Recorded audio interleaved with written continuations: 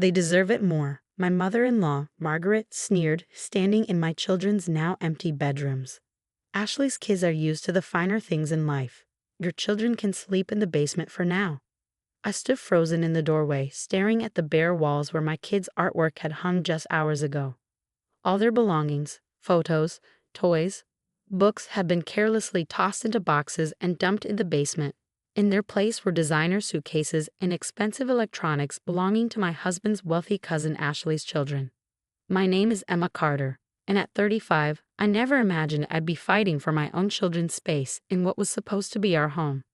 My husband James was away on a 2-month business trip, and his parents had taken it upon themselves to reorganize our living arrangements without consulting either of us. Where are Tommy and Sarah supposed to sleep? I asked, trying to keep my voice steady despite the rage building inside me. My 8-year-old son and 10-year-old daughter had spent the weekend at their friend's house, completely unaware that they were about to lose their rooms. The basement is perfectly fine, Margaret waved her hand dismissively. We've put some old mattresses down there. Besides, Ashley's children need a proper environment to maintain their standard of living. You understand, don't you? No, I didn't understand. Ashley, James's cousin, had apparently fallen out with her husband and needed a place to stay with her 3 kids. Instead of offering their own sprawling 5-bedroom house, my in-laws had decided to commandeer my children's rooms in our modest 3-bedroom home. This is our house, I said firmly. You can't just make these decisions without. Actually, dear, my father-in-law, George, interrupted, emerging from Tommy's room with a smug smile. This house belongs to us. Or have you forgotten who helped with the down payment? Of course. They never let me forget that they contributed to the down payment 5 years ago, when James and I bought the house. It was a loan we'd been steadily repaying, but in their minds, it gave them eternal authority over our living space. Where are my children's things? I asked, heading toward the basement. Careful with those boxes, Margaret called after me. We had to move quickly to make room for Ashley's Pottery Barn furniture. Some things might have gotten mixed up. The basement looked like a war zone. Boxes were strewn everywhere, their contents spilling out haphazardly. I found Sarah's favorite stuffed elephant, a gift from her grandmother, my mother, before she passed away, crushed under a heavy box of books. Tommy's carefully assembled Lego creations lay in pieces. My hands shook as I picked up the broken pieces of my children's lives. The basement was cold, damp, and dark, barely suitable for storage, let alone for 2 growing children to live in. Emma? I heard Ashley's voice from upstairs. The kids and I really appreciate this.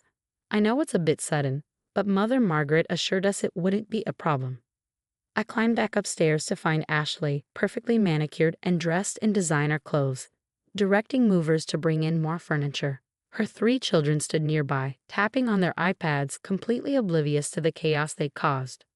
How long are you planning to stay? I asked, trying to maintain my composure. Oh, just until the divorce settlement is finalized, Ashley replied airily. 3 months, maybe 4. Mother Margaret suggested we could make this a permanent arrangement if things work out. The schools in this district are quite good, though not quite up to the standards my children are used to. 3 months? Permanent arrangement? My head spun as I watched them continue to transform my children's rooms. Margaret and George bustled around, fawning over Ashley's kids while my children's possessions lay scattered in the basement. I retreated to my bedroom and called James. It went straight to voicemail. He was probably in meetings. I sent him a text explaining the situation, but I knew from experience that his response would be tepid at best. Try to make it work, he'd say. You know how Mom and Dad are. My phone buzzed with a text from Sarah's best friend's mom. The girls are having so much fun. Should I drop Sarah home after dinner? I stared at the message, my heart breaking. How could I explain to my children that they'd been evicted from their rooms? That their grandmother valued their cousin's comfort over theirs? Emma, Margaret's voice carried up the stairs. Be a dear and help us move these boxes to the garage. Ashley's interior decorator is coming tomorrow, and we need to clear some space. I didn't respond. Instead, I sat down at my computer and opened my email. 6 months ago, I'd started my own small business as a virtual assistant, something Margaret constantly belittled as a little hobby.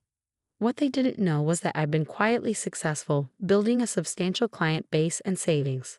I opened my banking app and looked at the balance, the result of countless late nights and weekend work. Then I pulled up a folder labeled Plan B and started making calls, first to my lawyer, then to a real estate agent I'd been quietly consulting with. What my in-laws didn't know was that I'd been preparing for something like this. Years of their subtle digs, their constant undermining, their blatant favoritism. It had taught me to always have a backup plan. They thought they had all the power because of that down payment, but they were about to learn how wrong they were. "Emma," Margaret called again. "These boxes won't move themselves." I smiled, a calm settling over me as I finalized the arrangements.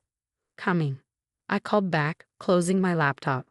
Let them think they'd won.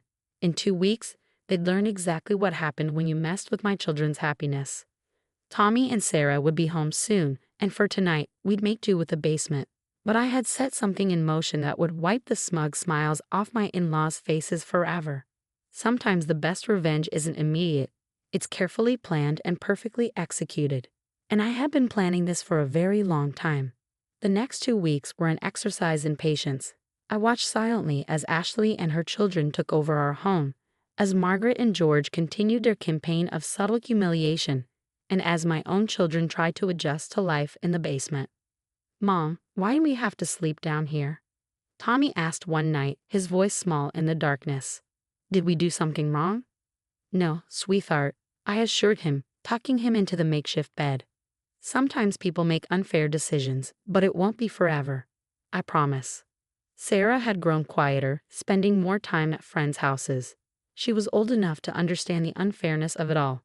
To see how her grandmother doted on Ashley's children while treating her like an afterthought. It broke my heart, but I kept reminding myself that everything was almost ready. My lawyer, Diana Wilson, had been working overtime to prepare the documents. "Everything's in order," she confirmed during our latest meeting. "The original loan agreement your in-laws signed specifically stated their contribution was a loan, not an investment. You've more than repaid it, with interest. They have no legal claim to the property." But that wasn't all. Diana smiled as she pulled out another set of papers. "The inspection on the new house is complete. We can close whenever you're ready." I've been searching for a new home for months, long before this incident. Something about Margaret and George's increasing interference had warned me to be prepared. The house I found was perfect. A beautiful 4-bedroom colonial just outside the city with a huge backyard for the kids and, most importantly, far from my in-laws' reach.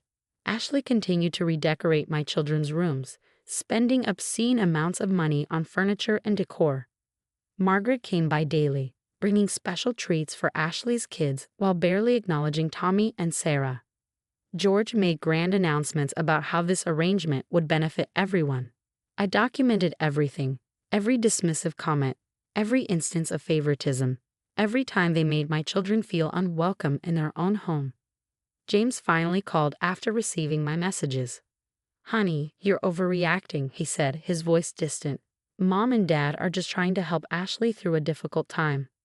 "By throwing your own children into the basement?" I asked quietly. "It's temporary," he insisted. "Just try to make it work until I get back."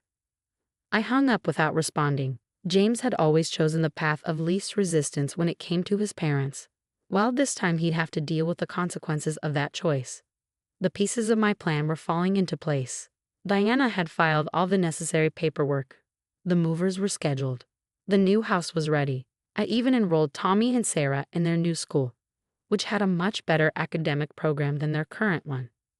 "Mrs. Carter," Margaret cornered me in the kitchen one morning. "Ashley's decorator thinks the basement would make a lovely playroom for the children. Could you clear out your things by the weekend?" I smiled, a genuine smile that seemed to unsettle her. "Of course, Margaret. I'll take care of everything this week." She looked suspicious at my easy agreement but didn't press further. That evening, I started packing, but not in the way they expected. While everyone slept, I quietly boxed up our important possessions, family photos, documents, treasured memories. The moving company would handle the furniture later. 3 days before my plan was set to unfold, George made an announcement at dinner. "We've been thinking," he said pompously, "since this arrangement is working so well, we should make it official. Ashley's lease on her old place is up next month, and this would be perfect for everyone." "Perfect," Margaret echoed, beaming at Ashley's children while my own sat silently at the far end of the table.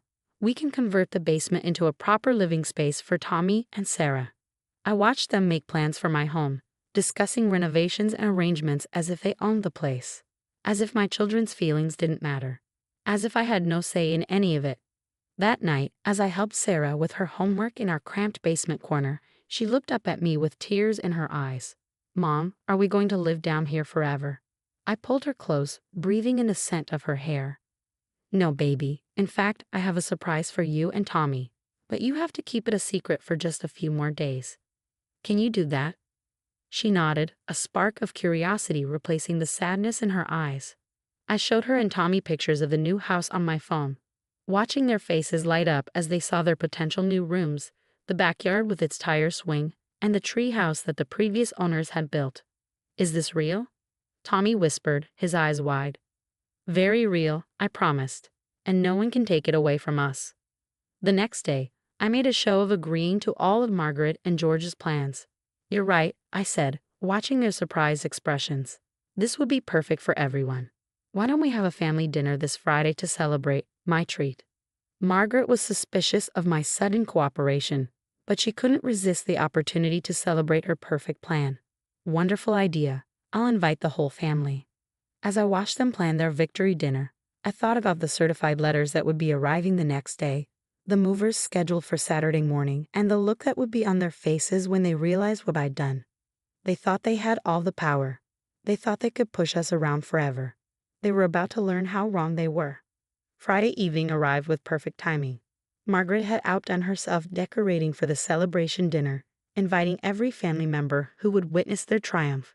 The dining room table was set with her best china, and Ashley's children were dressed in designer outfits for the occasion. My children and I arrived last, and I couldn't help but smile at the sight of certified letters sitting unopened on the side table. They'd been too busy preparing for their victory party to check the mail. "Emma," Margaret called out, "be a dear and fetch the wine from the basement." "Of course," I replied pleasantly. "But first, shouldn't we open those letters? They look important." George waved dismissively. "They can wait until after dinner."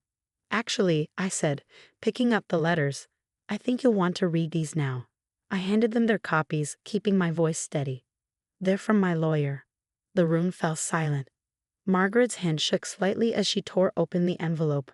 I watched their faces as they read, watched the color drain from their cheeks as understanding dawned. "What is this?" George demanded, his voice rising. "You're serving us with repayment confirmation and a notice of property rights?" "That's right," I said calmly. "The loan you provided for our down payment has been repaid in full, with interest. As clearly documented, it was always a loan, not an investment. You have no claim to this house or any say in what happens here." "This is ridiculous," Margaret sputtered. "We're family. You can't." "Can't what?" I interrupted. "Can't protect my children. Can't stand up to your bullying. Watch me." Ashley stood up, her perfect composure cracking. "Mother Margaret, what does this mean?" "It means," I continued, "that your perfect plan has fallen apart. You see, this house is fully mine, and I'm selling it." The chaos that erupted was almost comical. Margaret started crying, George turned purple with rage, and Ashley's children actually looked up from their phones for once. "You can't sell the house." George roared. "Where will Ashley and the children go?" "That's not my problem," I replied. "But you have such a big house. Surely you can accommodate them there." Margaret's tears dried instantly. "Now let's not be hasty." "The house has already been sold," I announced. "We close next week. I suggest you start packing." "Does James know about this?" George demanded, reaching for his phone. "I sent him all the documentation this morning. He's probably reading it right now." As if on cue, George's phone rang, James's name flashing on the screen. He answered it on speaker, probably expecting support. "Dad," James's voice was tight. "What the hell have you and Mom been doing to my family?" "James, your wife has lost her mind. She's selling the house." "Yes, she told me everything. How you threw my children into the basement, how you've been treating them. I've seen the videos she sent, the documented evidence of your behavior. I'm ashamed I didn't stop this sooner." Margaret tried to interject, but James continued, "I'm coming home early, and when I get back, we're going to have a long conversation about boundaries." After he hung up, I turned to my shell-shocked audience. The movers are coming tomorrow. Tommy, Sarah, and I will be moving to our new home. You have until next Friday to find alternative arrangements for Ashley and her children. But where are you going? Margaret asked weakly. That's not your concern anymore. You've lost the right to know anything about our lives. I took my children's hands and led them upstairs to their rooms where boxes were already packed and ready. We spent the last week secretly preparing, and now everything was in place. Mom, Sarah whispered as we walked out, did you see Grandma's face? Priceless, wasn't it? I smiled, hugging her close. The next morning, the movers arrived bright and early. We watched as Margaret, George, and Ashley frantically tried to figure out their next move. Their perfect plan had crumbled, and now they were the ones scrambling for arrangements. As we pulled out of the driveway for the last time, Tommy asked, will we ever see them again?